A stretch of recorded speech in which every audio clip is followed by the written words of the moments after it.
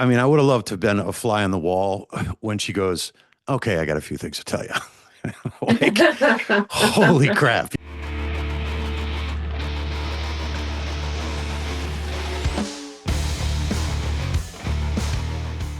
I heard her crying, "Daddy, don't hurt mommy. Stop hurting mommy." Moore was featured on America's Most Wanted in 1996 after stabbing his then wife Lisa 33 times and kidnapping his then 5-year-old daughter. Police say the Henrico man entered into a home healthcare business about a mile from where I am on Midlothian Turnpike back on January 19th. They say that a worker there was helping him when he grabbed her, displayed a weapon, and then proceeded to bind her hands and her ankles, covered her mouth, and left her there. That is when they say he took off in her vehicle. Now, it was that vehicle that authorities in Central Florida spotted over this weekend. They say that Moore did not exit his vehicle and a 3-hour standoff would follow. I can't believe y'all are doing this to me. This isn't fair. This isn't fair at all. Hey, Mike, have you talked to Don yet? No. Why y'all got your machine guns trained on me? Amanda, please. I love you. He puts his forearm on my neck and he's like, "What are you doing? You're not going anywhere. I told you, you're going to be a good girl. You're going to come back inside and you're going to stop all this." And he's just screaming in my face, but he doesn't realize that he's pressing harder and harder on my neck. And I'm starting to lose consciousness. Now, joining me tonight is a woman who's had more than a couple of scrapes with misfortune, from child abduction at the age of 5 to sexual, psychological, and physical abuse to marrying the wrong guy twice on 2 separate occasions, one of which was on America's Most Wanted. So how does one woman end up enduring this much trauma in one short lifetime? And how did she find the strength to take her life back? Stick around and find out. Amanda Reynolds, you're on live. How you doing? Hi, I'm good, thank you. Okay, so we got together by Facebook connection, and I was able to see a documentary that you just shot down. Where are you at? You're in Virginia now? Yeah, Richmond, Virginia. Okay, so you guys were down there shooting this. It's a crazy story. And before we get going, I am going to link all of the listeners that are listening right now.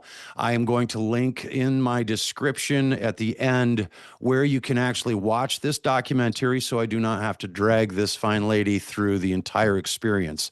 Once you've seen that, then you'll understand why I'm doing what I'm doing with this part of it. So I'm also joined by Brian, her husband currently, and Linda, right, Mom? How you guys doing? Okay. Yeah, she's like, all right. So let's go back. We're going to go back to 5 years old. I want to know, Mom, first of all, I'm a father of two kids, 2 daughters. One is 18 and one is 5 years old right now. The idea of losing her in a store for even a moment was the most horrifying thing that I have had happened to me. And that's my daughter playing jump around inside of the clothes racks and trying to disappear, not seeing the importance of it. What was that like for you? It was terrifying. It was absolutely terrifying because I had taken her 2 brothers, my sister, and my sister's girlfriend to the mall. Because I would take the kids and do things with them all the time. I was living with my mom, the kids and I, because I had left an abusive relationship with Amanda's father. And Amanda had just been picked up from dance class, so she was in her little pink ballet outfit with her tutu, and I let them go into the toy store, K&B toy store, to look around because they loved it. And I stood right outside the entrance looking in the window at another store that was there. And somehow or another, because I figured there's no way they could get past me, I'll see them. Mm-hmm.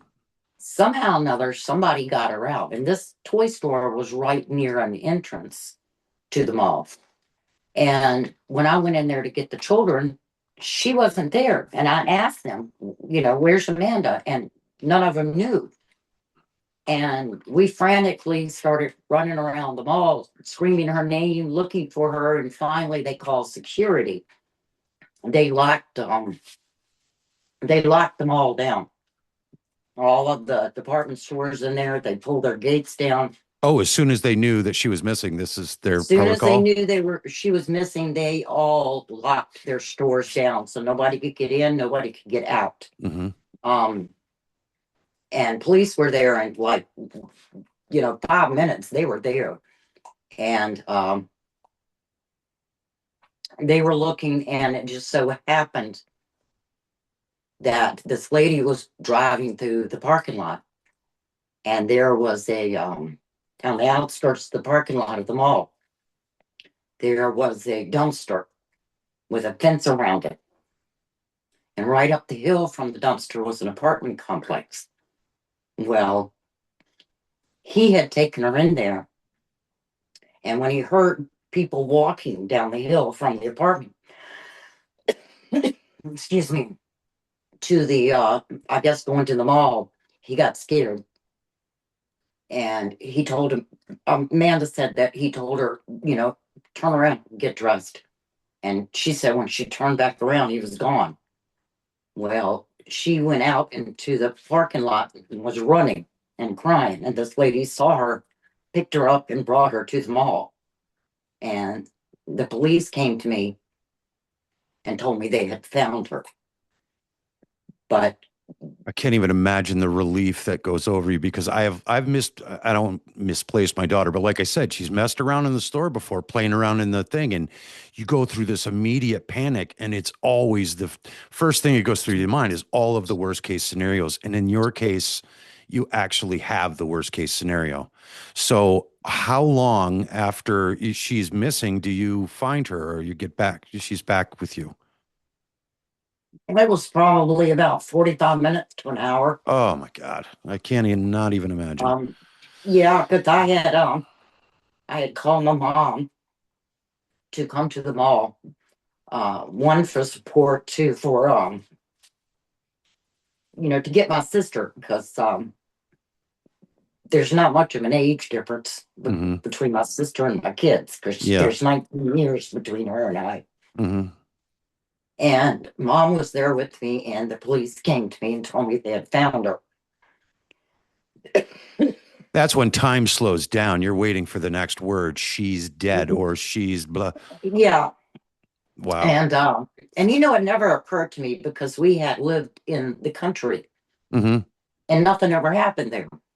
And I was feeling really guilty, because I was like, oh my God, I've moved my children to the city, and look what happened. I put them right in the pathway of evil. You couldn't know that. And when they told me they found her, I just collapsed. And they brought a wheelchair and put me in it. And then I feel that as a dad, I'll tell you. They brought me to a private room, Mm-hmm. and they brought Amanda to me. And I remember they brought her to me, and they put her in my lap. And I never hugged anybody so tight in my life. Yeah, I can imagine. And they told me, afterwards, they told me that this was happening frequently at this same store, this particular mall. Wow. Did they ever catch the guy? Was he ever caught? I heard that they did catch somebody, but I never heard what the outcome was.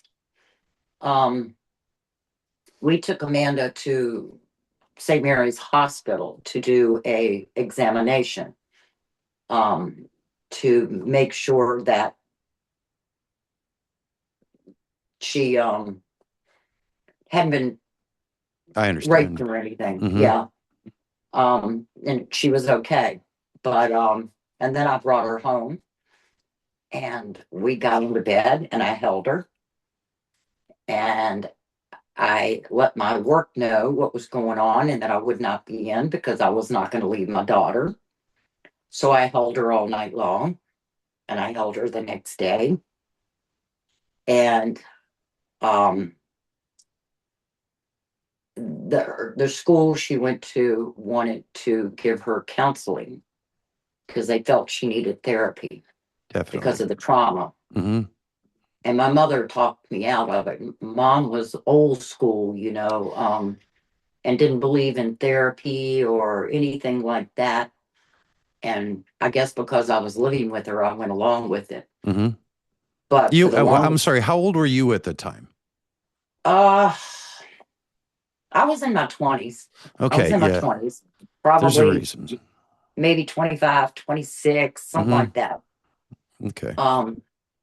But for the longest time afterwards, I couldn't get out of Amanda's sight. If I took her to a store or I went anywhere with her, I couldn't get out of her sight because she'd start screaming for me. Yeah. I mean, I could be standing right in front of her, no more than 5 feet away.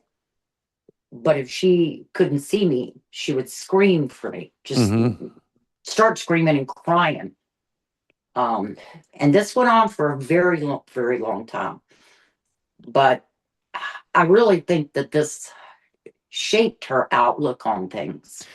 And that's what I wanted to get into because Amanda, when I listened to the story, I had to watch it twice because there was so much happening in that, and I really I would steer everybody to this was My Story on YouTube. It's called My Story Docs.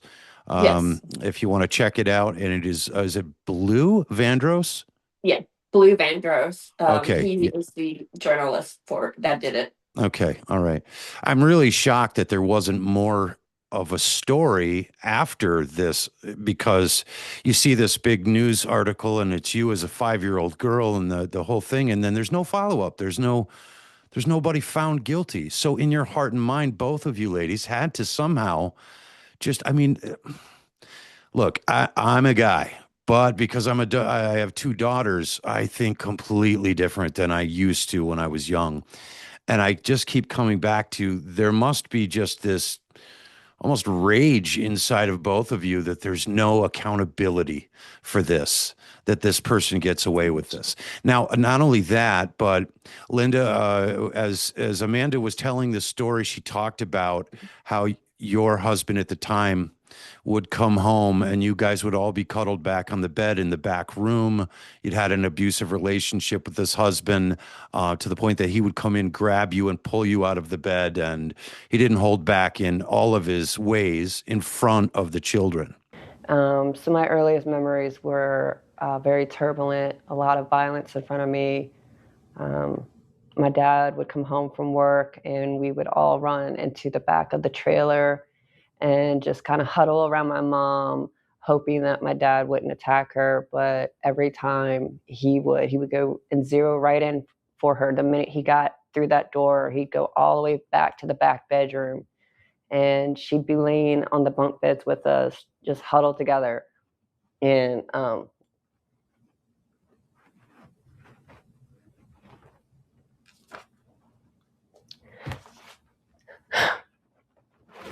he would take your time. Sorry. It's all right. He would the noise, he would grab her up by her shirt and pull her up from the bed. And it would that's the noise I remember. To this day is the hand of him clamming down on her chest and just pulling her out of bed. And we would all try to run and hold her, and he would still just beat the hell out of her. And so one day he took a gun out and pointed it at my older brother, and she finally had enough of it, and she took us to my grandmother's house, and that's where we lived for a good while.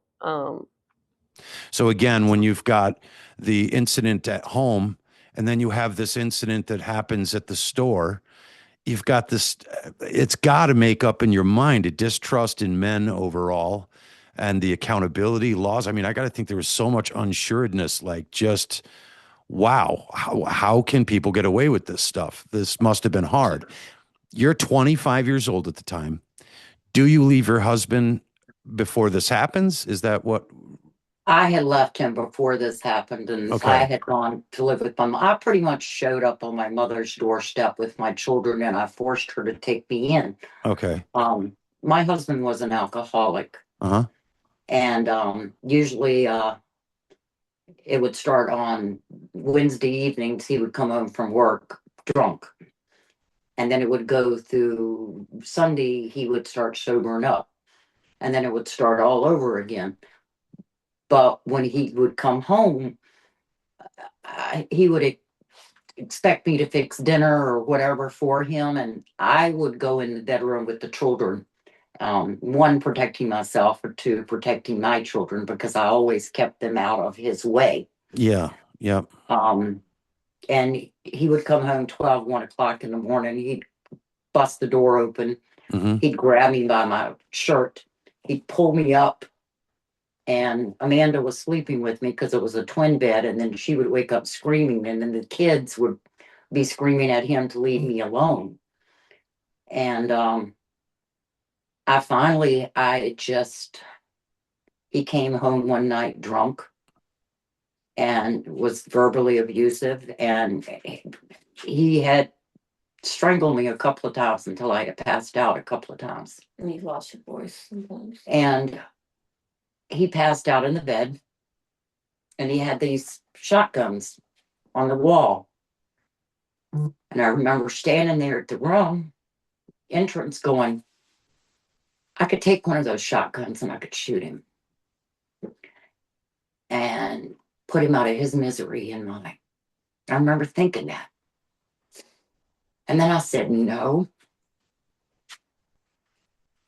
that would take me away from my children. And they need me.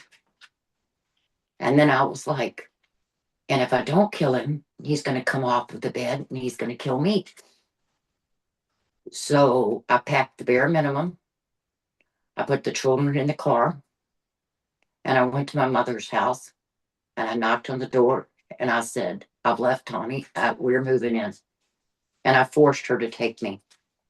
Well, thank God you did that. And were you ever able to reconcile with your father, Amanda? Yes, later on down the road. Okay. He could never stay sober. He never stayed sober? No, he never stayed sober. He could work, but he was always drinking, and he'd lost a couple of jobs because he drank on the job.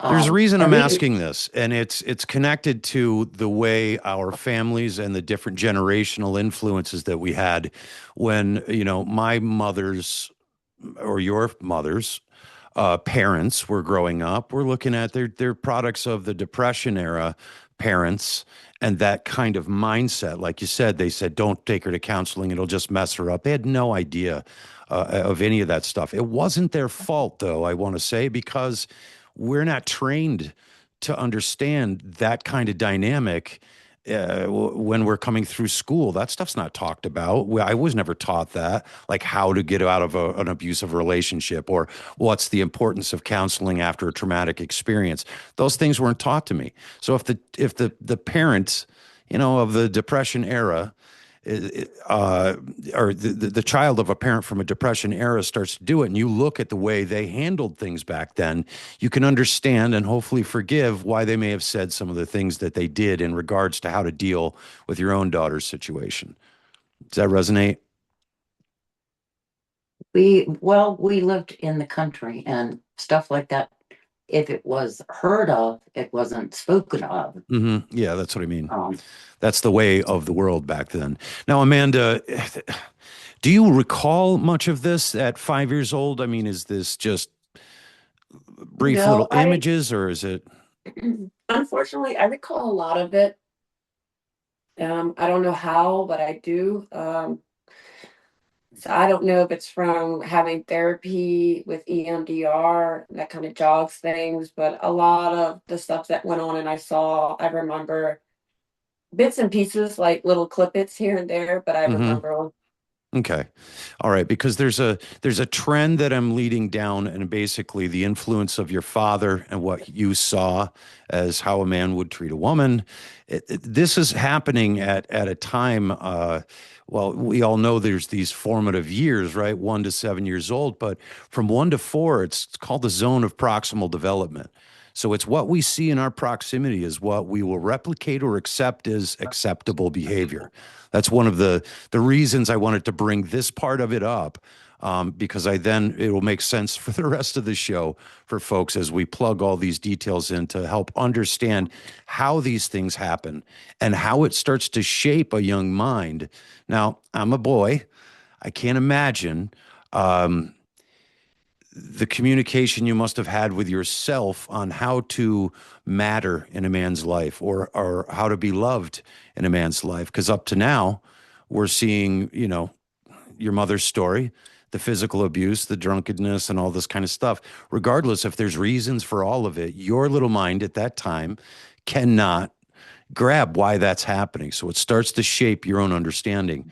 So when you get older, I'm wondering, what were relationships like for you as you were going through the teenage years? Was there that inert mistrust all the way through? Did you start getting into therapy at that time? How did you start to trust basically again? Well, you decide when you survive something like that you're not going to let it win any more of your life or who you are as a person, and you just decide that you're going to carry on and have a normal life, and they're just not going to stop you. They're not going to win. And I kind of would force myself to get to know people and force myself to talk to this person and that person. And I would get angry if I would get scared or shy because, that person that hurt me so long ago is stopping me from being a normal teenager. Mm-hmm. So sometimes, it was confusing. I didn't know what was safe and who wasn't. Luckily, I had my mom, and she, had a lot of conversations with me, a lot of talks with me about what's safe and what's not, and what are red flags and what aren't. Mm-hmm. So I had that to guide me. I had my brothers to watch over me and guide me on, what's a good guy, what's not a good guy. So you did have male representatives that were actually solid for you. Yes. Good. My Okay. brothers. Good. Brian, I got to think this is really difficult for you to listen to, man. You've been through this, hearing the story before. You've probably seen the documentary and what that was all about. And I got to ask you, man, how have you had to change things? What different, did you have to take a different approach when you started dating Amanda after you knew all of this story? And folks, we haven't even touched the iceberg yet of what this story it contains. So hang with us. But I do want to know, because Brian, I see you sitting over there and you're just like, oh my God, dude, this is too much. Go ahead, give it up, man. Did you have to adjust? There was a little bit of an adjustment, only because her trust issues they came out to the forefront pretty quickly. Mm-hmm. But but short of that, as guys, we always kind of underestimate that, don't we? Like, it's not the first time you've heard a girl say, I have trust issues, right? It's almost like, I think every girl I've ever known has said, I have trust issues, to be honest. No, just to be clear, she did not tell me she had trust issues until later. Uh-huh. So I got to see the trust issues before I was informed of them. Oh. But yeah, it was just but for the most part, it's just an adjustment. But if you think it's worth pursuing, you're willing to move forward and move past it. Well, God bless you, man, because I cannot imagine. I would have loved to have been a fly on the wall when she goes, okay, I got a few things to tell you. Like, holy crap. You must have been like, are you kidding me? That must have been insane, dude. He's a really good guy. Yeah, well, yeah, that's what she says. And clearly, listen, none of this is your fault that happens, right? And so there's a point, though. Now, listen, if you listen to the documentary, my first run through, being honest, I was like thinking like a man, and I'm like, Okay, well, if you have this kind of mistrust of men from the father's example, and then you have this horrific experience at 5 years old, it's got to shape your whole brain. You've got to be sexually insecure. You've got to be thinking all this and blah, blah, blah. But no, you end up getting with another guy, right? And Yes. this guy, why don't you just take us through how long were you guys married, the first husband? The first husband, we were married for about 10 years. 10 Together years. 10 years, married Okay. for about 8 years. Okay. All right. And so why don't you go ahead and tell us how this relationship ends, and then we'll get into filling in the blanks. Well, it ends with me having to turn him into the law and he going away. He went to prison for 6 months, got out on probation for 20, and ended up having to register as a sex offender. Wow. Okay. So just for the folks listening along, again, I'm going to reiterate, you'll be able to watch the entire documentary of my story on YouTube. And again, I'll send the link, but just to synopsize, basically you were with this man for a while. How old were you when you got together? 17? 17, 18. So you just now, 16, 16. right. 16, because I didn't know how old he was. So. Okay. Oh, I love that. You remind my mama. Yeah. So, and that's the struggle that I got to think, there's already been so much letdown in your life as in regards to men and trusting them. Now you're into your time where you're sowing your oats and you're trying to figure yourself out, your emotions, your sexuality, all of those kind of things. You get to 17, 18 years old and you get with this guy. What was it that made you think, oh, this is the guy. This is the guy? Stable. He was stable and very responsible for his age. I think he was like 27, very shy and just reserved, very reserved. And that made me feel safe and comfortable. Because he wasn't arrogant and boastful and obnoxious. Is that what I'm Yes. getting? He owned his own house. Okay. All right. Yeah, I think there's a part in it where he pulls up and you actually say, oh, he's got a nice car. He's got a good job. He might be the guy to date. And then, there's no warning signs in this. But then eventually you start noticing that he's no longer hanging out with you. He's spending a lot of time in the home office and he's disappearing. Can you take us to that final moment of what you find, how that turned out? Well, I had just got up to my wits' end with him being so distant from me. After our second child, he just really retreated into his office all the time. Mm-hmm. And I couldn't figure it out. And so finally, I just started snooping. I started acting like I was cleaning at first, and then started snooping through his house. And once I came upon, I think, a hole in the wall that was cut. It was like shaped like a square, and kind of opened that, and I pulled out all these videotapes. I pulled out all these, CD drive, flash drives, all of that, and I put one of the flash drives into the computer, and all this stuff just shot up on the screen. Child porn. It was child porn. Yes. Oh my God! I can't even imagine what your brain is starting to. It wasn't even just that. It was pictures of me edited on children's bodies. It was. Oh my God! It was a lot of disturbing things. Do you have stock in a counselor? Because it seems like you would have needed it. Because at that time, I mean, you're just starting to get life going, and all of a sudden you think you got the right guy, and nope, this one's a child predator. Yeah, it really did. It felt like my life was a repeat, and bam, once again, just kidding, just a joke, Oh my gosh. I can't even fathom that. Okay, so then you find a bunch of bras and panties and you find all the stuff. You got to call the cops. You got to tell them because you know that this is not normal. And then he's taken off to jail. What is your brain like after that? You now have 2 children. Oh, God. You're probably remembering a lot of your own childhood and the mom and dad, the dichotomy of mom and dad at that time. This has got to sound or feel like, oh, this is what I can look forward to. I mean, how long does it take you after that to get right and start to go, okay, maybe it's just me, or one more time, let's see what happens. I mean, how do you even get there? Because your brain has got to be just thinking, man, dudes are evil. I can't trust anybody. And they've even gotten over on my mom and me. We didn't see this coming.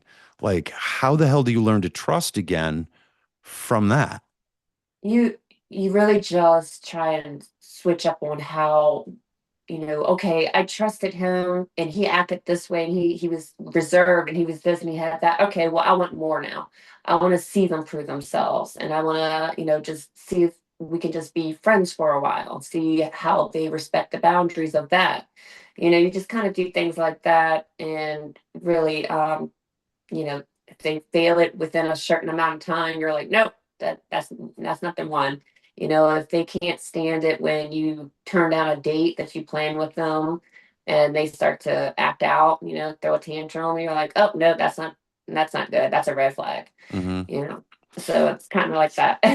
Now Amanda is with very good at standing up for herself now. Yeah. Oh, I'm sure now, absolutely. You'd have to be damn near bulletproof. But what I'm It's wondering yeah. is, because I get into this because I need not only the listeners to understand, but I want my daughters to understand that, when you go through something where your father wasn't close to you, you've got a man abusing you, then you get with another man who's, this whole story. I would think that you start to build in an identity of your head that somehow I'm deserving of this, or this is the way men and women get along. Are you tying your, let me put this right. Are you tying your self-worth No. together by how you are wanted by a man? Do you know what I mean? In the sense Yeah. that the man's importance in your life. I mean, your dad's messed up. This guy's messed up. You know, because it was leading into the next question, which we talked about in the pre-interview. It's a very delicate question that I want to ask you because of the psychology that's behind it. Hmm. You're admittedly sexually abused. You have a man who has just exploited you in ways you couldn't even have fathomed. Now you got to figure this out. Now you got to figure out, where am I going to go? With the kids, where am I going to work? I mean, everything I had figured out for the last 10 years plus two Oh kids. yeah. Now I got to figure out where am I going to live? What am I going to do? What are your next steps?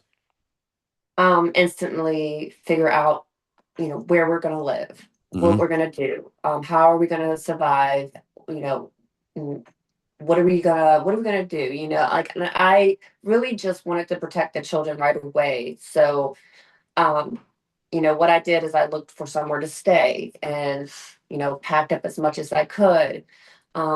Just really trying to keep stability for the children. And luckily at the time they weren't in school, so I didn't have to worry about that. Hmm. We had a lot of hotels. A lot of Yeah, hotels. yeah.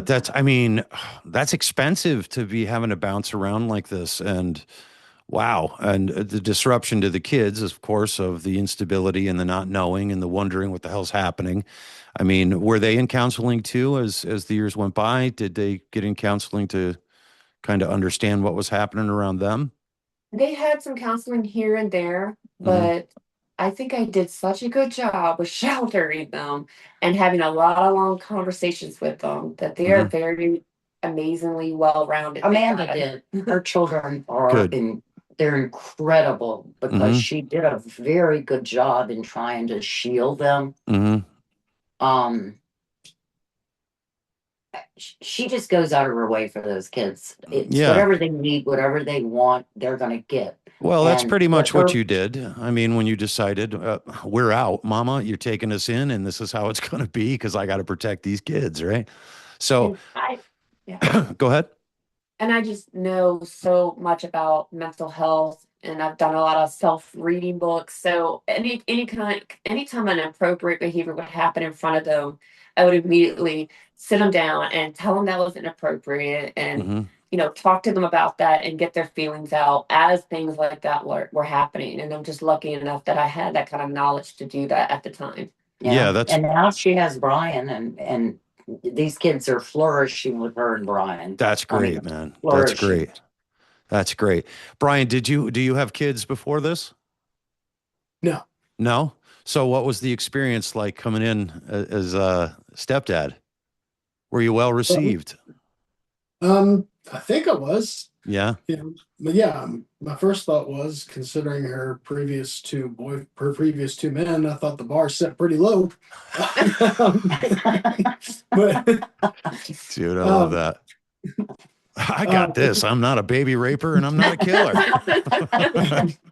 So no, but it's like it's I'm not gonna lie, as a confirmed, I was pretty much a straight bachelor for X number of years leading up to meeting her.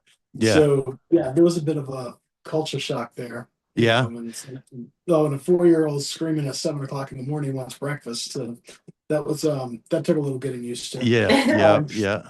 But I mean, I guess I fell in love with the kids.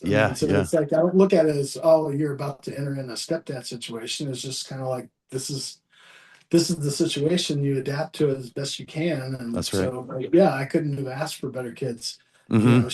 She's asked me to have, she's mentioned before, like, let's have one of our own. I'm like, are you kidding me? At the time, it's like, I got my lazy teenager, I got my know-it-all daughter, and I got my kid, my boy, who thinks everything's brand new. Mm-hmm. It's like I've got all the stages of a parent I'd want. I don't need Yeah, those I'm big good, ones. man. I don't I'm need good. the helpers engineers. Well, Brian, I just want you to. I'm over that now. Yeah, I want you to know, though, dude, that job is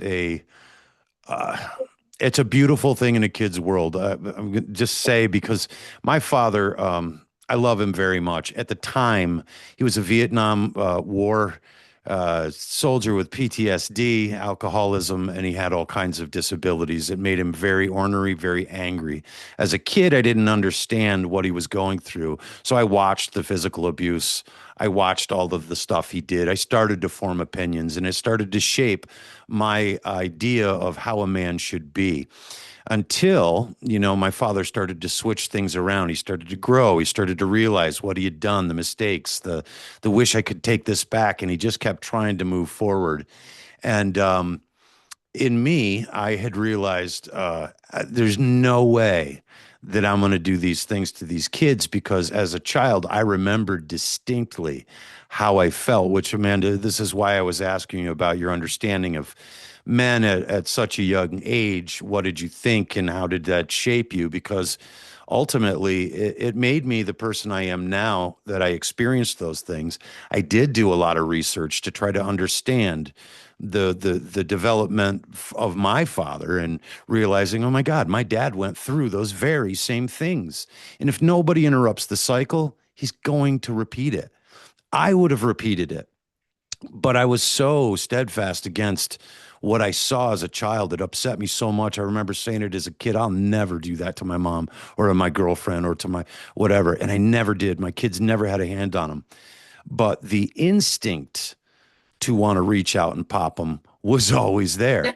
And that's what's scary, because this is what I mean. And if you don't have control through, like if you're drinking alcohol and you're, not getting treatment or counseling for whatever thing you got going on in life, that stuff can come out. And that's what scares me.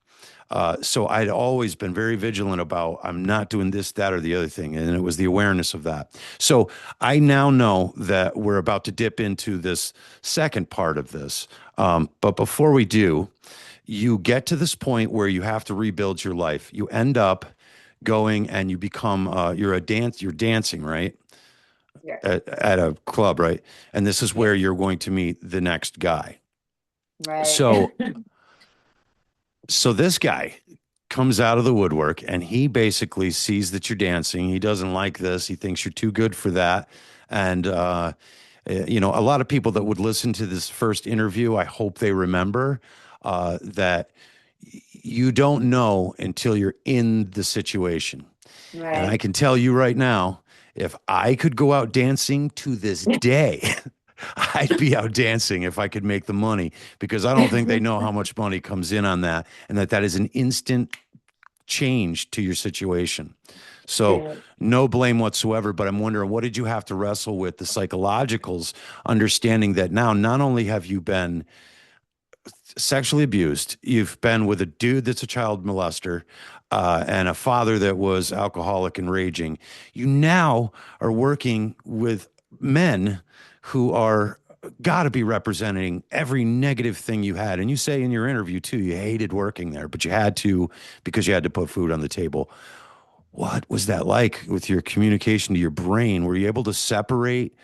Because you got to sell it, right? As you're Right. dancing. But that's Yeah. got to be such a fine line. That had to be so difficult for you. Can you tell me about that time? What were you thinking? How was that? Did you have a time limit? Was this like, I'm going to do this for a little while, get myself straight? What was the idea there? The idea was just to take care of my children, and I was going to swallow my pride. I was going to go through fire to make sure they didn't hurt, they didn't want for nothing. I wanted their lives as normal as possible and not disrupt it in any way. So I didn't have any financial help from the fathers, obviously. So I had to do it all. And luckily, I had my mom, and I was really, I didn't trust to tell my story to people at all to get help from other Mm-hmm. people, because they all were very judgmental. So yeah, I would have to, and I would say to myself, you've been through worse, you've been through worse. This isn't the worst, going in there and taking your clothes off for a Let little me bit of add money. something. Let me Yeah. add, I want to add something. Amanda would call me crying her eyes out. Yeah. And she would say, Mom, I don't want to do this. I don't want to do this, but I have to do this. Yeah. I don't want to do this. This is Mhm. degrading. And I was like, okay, Amanda, let's do something else. Mhm.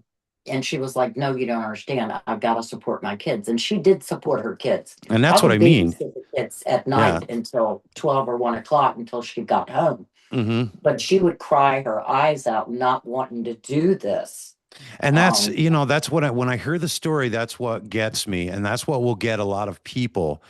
But again, there's a real solid psychological connection to why this transition happens, why people go through this. And one of the things they first listen will not understand is, if there was sexual abuse or anything, why would you get into this thing? But when you start to think about how you were shaped as a young child, as far as where a woman's place is in life, I mean, that kind of stuff had to be communicated in silently and interpreted in your brain. And that's what sucks. I don't want to have people listen to this story and think she has all this and then she goes and dances in a club. Man, you don't understand when you got kids, man. And I've talked about this before. I've heard people make judgments about things that I have done in my life to take care of my own children. What they don't understand is there's something that actually changes in the brain of a person as the child is born. There's endorphins and all these chemical reactions that take over. And you've heard it before. You've heard people say, there's no love like your own child. Well, unless you've had one, you cannot understand it, because I thought I understood it. And then I had my child and I was like, oh shit, if that's love, then I don't know what this is with this girl I'm with, because that love is different.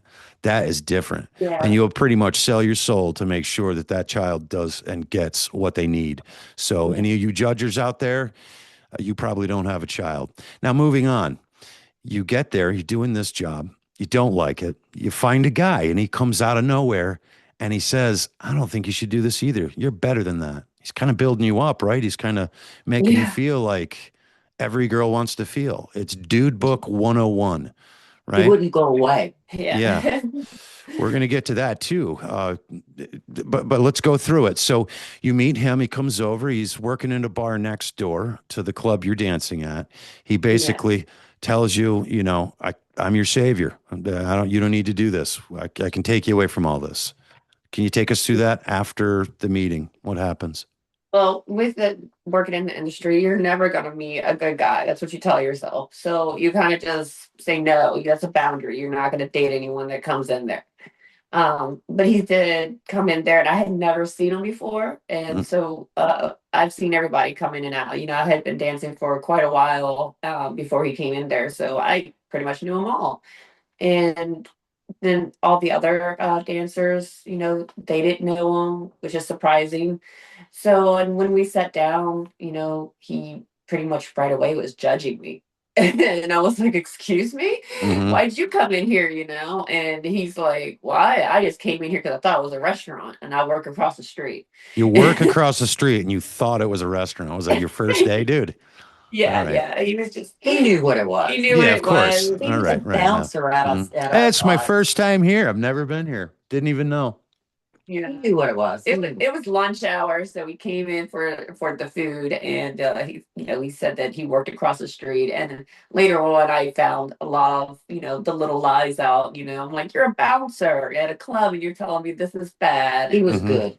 He was very good. I kind of Mhm. knew, you know, yeah, it worked to a certain extent where, you know, it's impressive that he is so gentlemanlike and everything, and that he does look, you know, like look at me and like, oh, you could do better than this. You don't need this, and Mhm. I'll, you know, I'll help you. You know, I'll help you get past all this. I'll help you. We'll look for real jobs. Yeah, I'll get out of that industry. You're right. I don't, you know, he's agreeing. You know, you know, with me.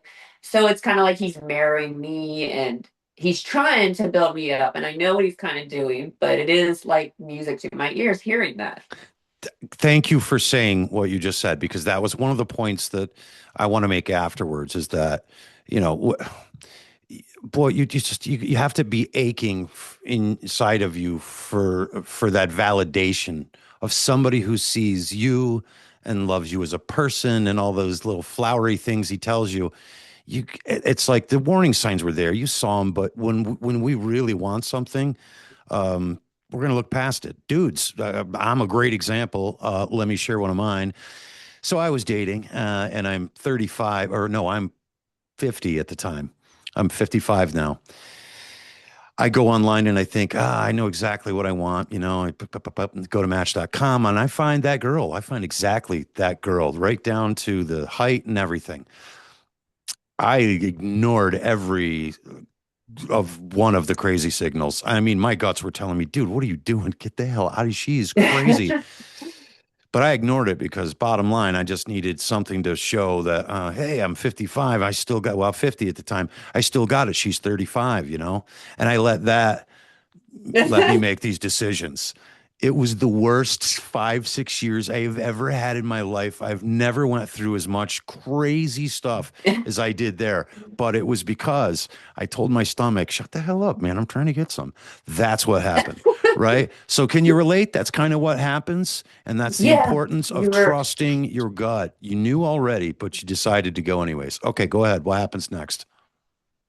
Um, right away, I started noticing the red flags, and I started setting out boundaries, and they weren't working. You know, he was blowing right through those boundaries, and then it started to get scary right away. And so it was almost as if he knew the law from being in prison. I didn't know that at the time. Had just gotten out of prison Hmm. after 17 years We're out going to on get good into that. behavior. Yeah. Yep. Yeah. I mean, I didn't know anything. Everybody knew him. He was a wonderful guy, you know, like everybody was telling me this. His ex-wife, you know, he was friends with her. He would talk to her right on the phone with me, go over to her house and Right watch. back when he got out of prison, she had him stay there with her and her new husband. Yeah. So And we're going to bring that point up again later, but go ahead.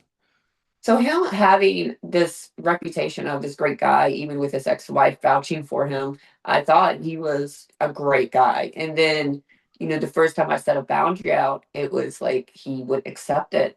And then it got scary because he would show up at my job and he would show up outside of my house. And no matter what, if I called the police, next thing I know, he's almost like, you know, having a powwow with the officers. They're Hmm. best friends now, you know? And I knew I was in trouble after a certain amount like of time. I just knew I was in trouble. And That if I didn't boundary get that he in, violated, I'm sorry, I didn't mean to interrupt, but I just want to be clear that the boundary that he violated was that you realized he's getting a little too intense. He's making some crazy demands, and we've only been together 3 to 4 weeks. So you say, I think we should slow down. And that was the boundary that was crossed, right? yeah, Yeah. Okay. yeah, yeah. And he would stop calling. I would hang up. And next thing you know, he's at my job showing up. I'm getting yelled at my job. You know, I'd just gotten a new job and he would show up at that one.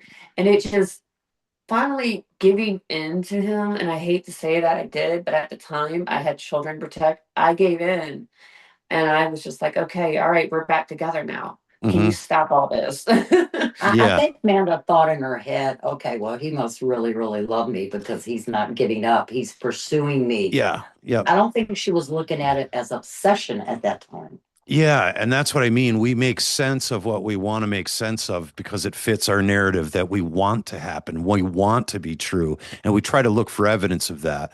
And so we'll look right past the glaringly obvious. But you know, so we're going to go a little further into this, okay? Because eventually you find out. Go ahead.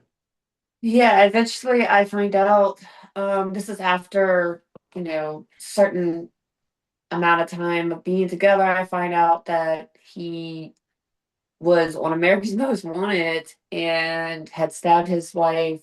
I think it's 33, 44. It changes. Stabbed her 44 times and left her for dead. She didn't die. He flew off to Florida with her their 5-year-old child, kidnapped her. Daughter. And John Walsh and his whole team was looking for him and finally found him. And he went into prison for 20 years, got out on good behavior. Well, she wrote a letter too. And yeah, she did. His ex-wife wrote a letter. I don't want to put her on blast too much, but yeah. So he ended up getting out of prison after 18 years. Mm-hmm. And so go Yeah, ahead. Well, I was going to say that's one of the points I want to make, and I want to remind people as we talk about the rest of this story, how it culminates. But then I want to get into the advice that you're going to give people now, what to look for, how to see it, when not to ignore. But the girl that you're talking about, the wife that he was talking on the phone with when you met him, is that the same woman that was stabbed by him? Yes. Okay.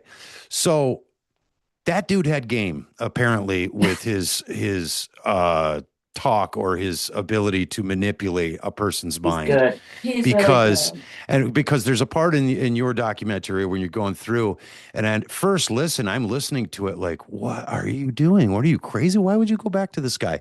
But then when I realized that woman is the same woman that was and she's standing up for him and talking to him after he goes to prison. That just shows you how manipulative this guy is and how crazy he was. So, and for him to he idolized Charles Manson, and for him to know how to manipulate, he had like this mind, and he would get his ex-wife to mail him pictures of what's going on around town all the time. So when he got out, he knew about everything. He knew about the Short Pump Mall that had just been built. He knew about the monuments.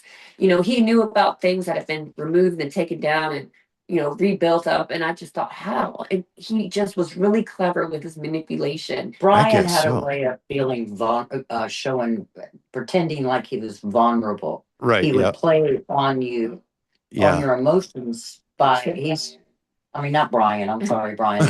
No, I love you, Brian. He's like, I love you, Brian. Michael. I thought his face changed a little sour there for a second. Man, why are you talking to me about it? I'm a good dude.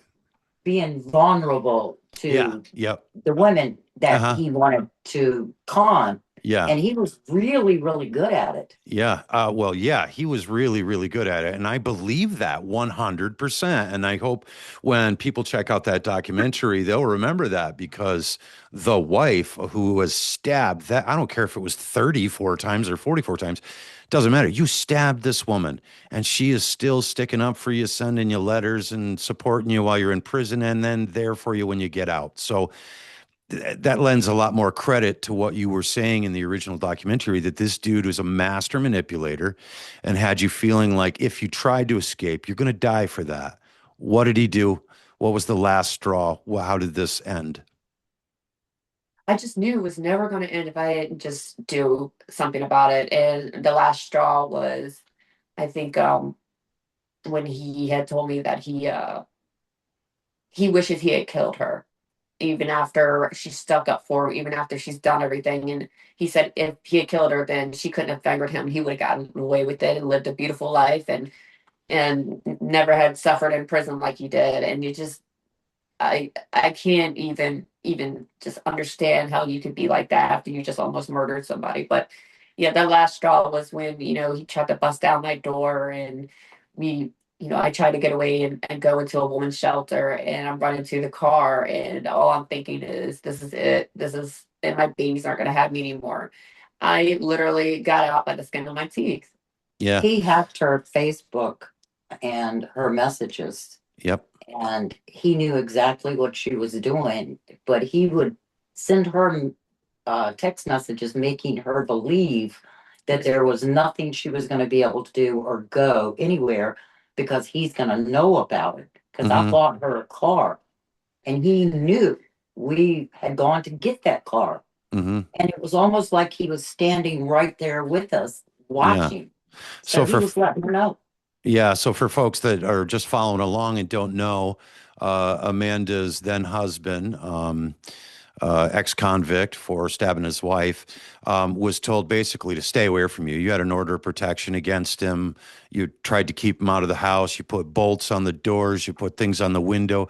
But he's writing you every day. He says he's in Florida and he's running because the cops are looking for him, right? But he's actually in town, and he's doing things like, I see you smoking cigarettes on your porch. I know you've got those bars, and that's not going to stop me. I'll throw a brick through the window and I will kill you. I won't let you walk, and I'll embarrass you by the way I pose your body. Yes. That's insane. He even showed up at a friend of mine's house. My friend, he showed up at his house, pretended that he knew him, got his wife to let him inside the house. And she ended up calling him and saying, there's a strange guy here saying that, he knows you, and my friend went rushing over there and said, get him out the house. That is not my friend. And he ended up writing me a letter shortly after that happened, a couple of minutes later, and said, you know what, your friend, if he wants to hang out with my wife and my kid, then I get to hang out with his wife and his kid. So he did that to everyone that knew me. That is so demented, man. People were like, people were like, they were like, I don't want anything to do with this. I'm scared now. So all my help was like vanishing one by one because of him. And he threatened my mom so bad that she had to have, people, security walking to her corner. Because where I worked at, they had their own security, big corporate. And I was the last one to leave in the evening. So I had to walk into a dark parking deck. Yeah. So he sent the email letting me know that anything could happen. He goes, anything can happen to your mom because she has to walk out in that parking lot. That's so crazy, man. That's so crazy. And the law wasn't able to really help you because they couldn't find him. So this whole time you're just living 3 weeks in terror, not knowing where this dude is. He eventually kicks the door down. And you end up in a struggle outside. He's choking you. Fortunately, you have 911 on the call, and the police come. Right. How does he get did he get your phone, or what? Because in the documentary, folks, you're going to see with, I don't know, 15, 20 cops chasing this man down. Why y'all got your machine guns trained on me? Amanda, please. I love you. God, look at my Facebook page, period. None of the threats were real. I was never there. I was always gone, far away. I love you so much, baby. Please help me. Please call me back. You say you love me. I don't want to die in some jail. I don't deserve that because I didn't have a job for a few months. I'm sorry. It doesn't make me a bad person. God, I cannot believe how many cop cars they got. Please help me. I love you so much, baby. My Facebook is going live. And so he hacked into my Facebook account. It had been going live on there demanding to speak to me. God, this is not fair. Can you tell me if you have a weapon in the car? There is something in here, yes. God, I'm not a bad person. Ray, I love Amanda. Y'all know I love her. This isn't fair. God.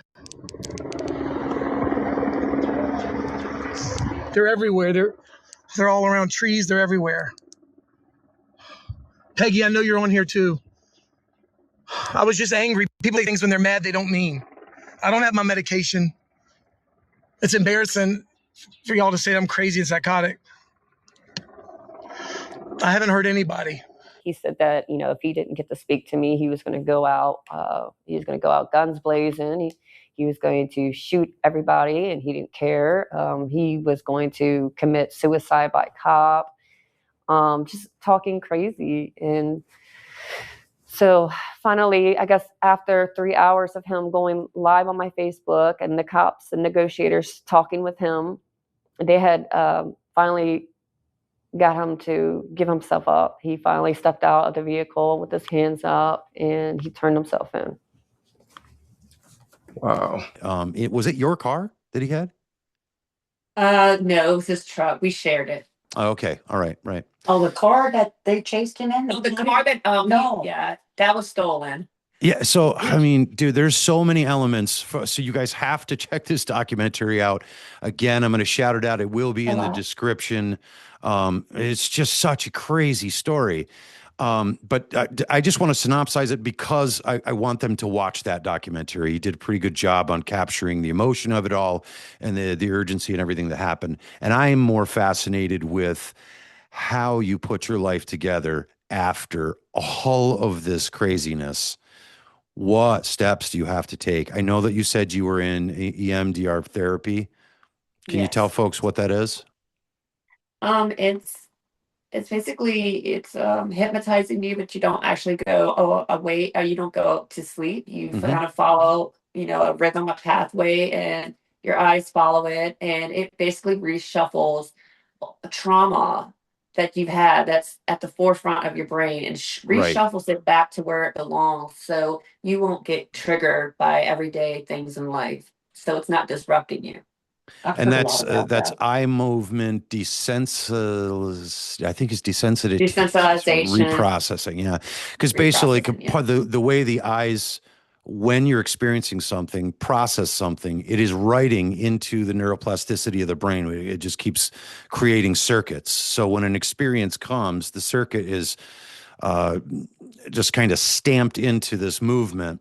And then every time you bring up that thought in your brain again, it creates all of the same feelings. The chemicals are released of the dopamine, the cortisol, the serotonin, whatever was released at the experience will be released again. You can hear a noise and it'll just jog it all back again. Absolutely. And those are what we call triggers, but they're actually synaptic connections that are happening at the time of the experience.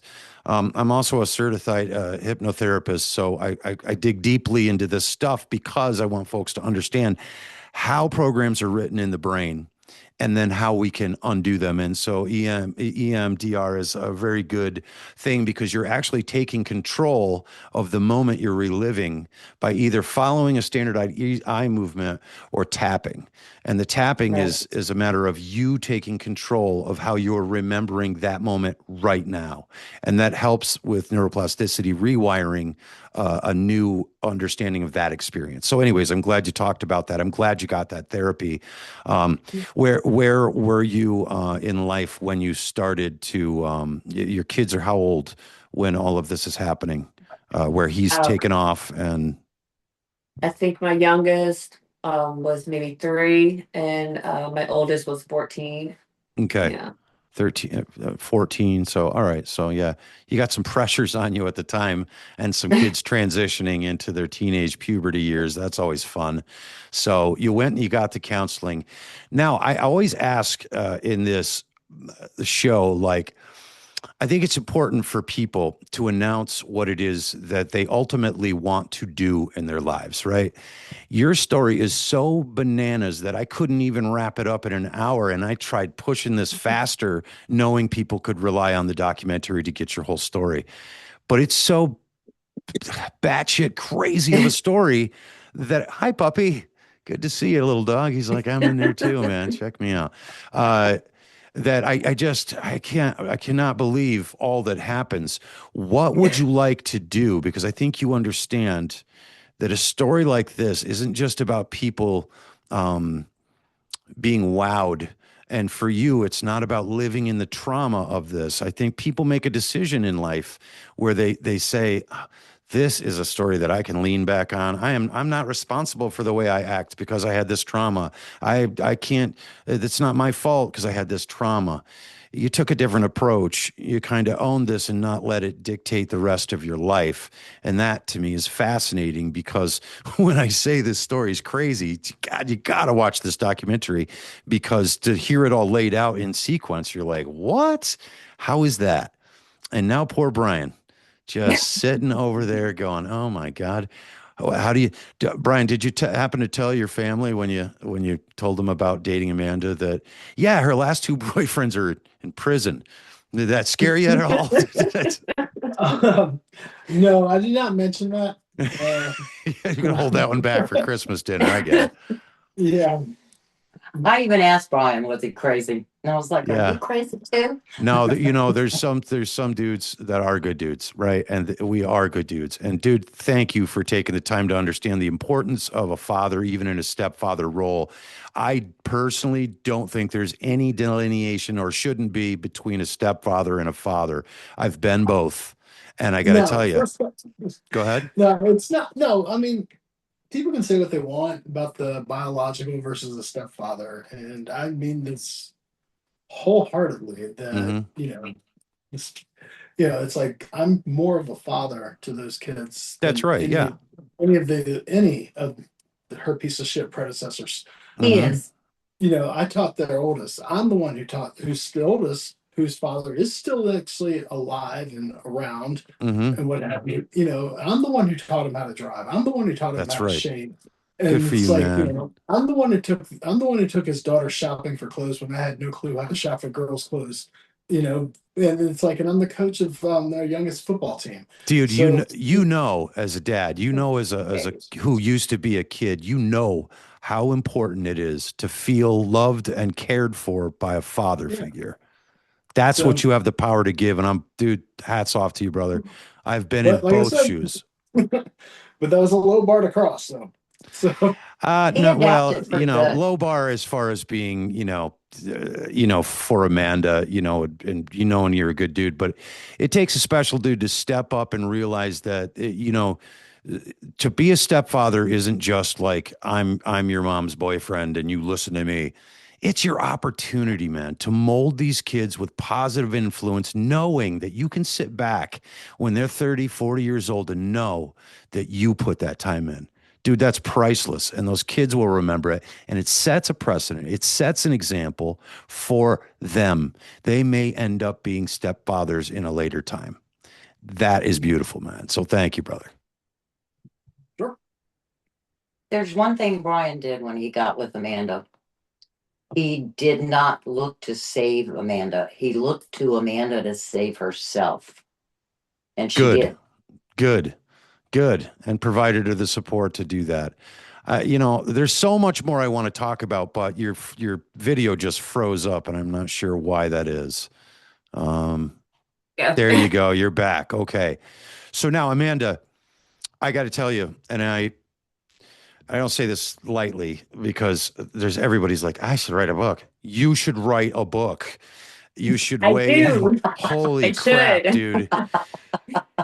I think it would have especially if you can outline in that book how the psychology of a young girl develops over time, slicing in all the knowledge that you'll have and that you've researched, if you've done, getting maybe the therapist that you've worked in to kind of weigh in on the professional aspect of how to lay this process of rebuilding yourself out to others, because it's not just the story that you went through, which is crazy.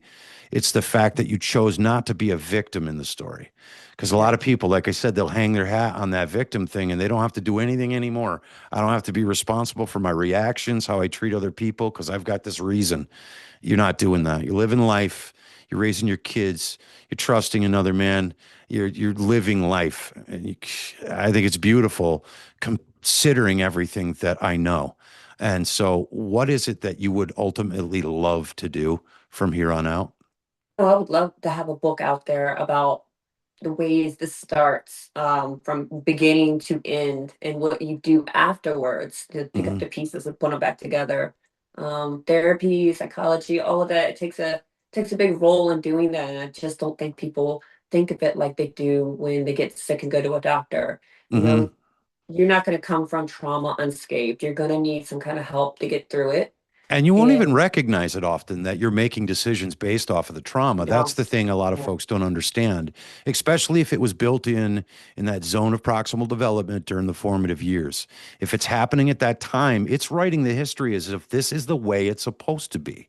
Men are Mhm. douchebags. They're mean, they're aggressive, and the best I can do is be cute and sweet and hope they like me. That's Yeah, what's that's I what's mean, communicated, right? we're just naturally pre-programmed too, from what we see early on in life, what we see as normal, and we're pre-programmed. So then we just go and repeat it. And So it that's just with keeps. all psychology. And that's why, Brian, I'd love to dig into your whole past and find out why you're the good guy that you are. But I'm sure you've had your own experiences in life that that made you make decisions to be different, to be better, to involve yourself with someone else's child as if they were your own. And I know you were going to make that point earlier about, I know I hear people say that it's not the same if it's not your kid. And I understand what you meant by that. You meant, I love these kids like they're my own kids. He does. Right. And Yes. and what I was saying, as far as what I was saying with Amanda and how you could decide to do something like dancing, even after all of this crazy, stuff has happened, is the chemical difference. There's the love in the heart and your devotion and all that kind of stuff, but there is something within science, and I can't remember what the name of the actual thing it is, but there's a combination of chemicals that's released when a mother has the baby, and the father being that there's an actual chemical that changes the way you see that child. Not just love, it's something different, man. There's like something really deep. So for you to not have that benefit of actually having those children and still put that much time and responsibility into raising those kids, dude, you're going to be an example of people. And that's what I'm saying. When you write this book, bring all this into it, because really people need to see that you can heal from this stuff. You can evolve and you can do what you want to do. And I would suggest right now, anybody that's listening, you're looking for a ghostwriter, right? I mean, somebody that could write this out Yes. for you.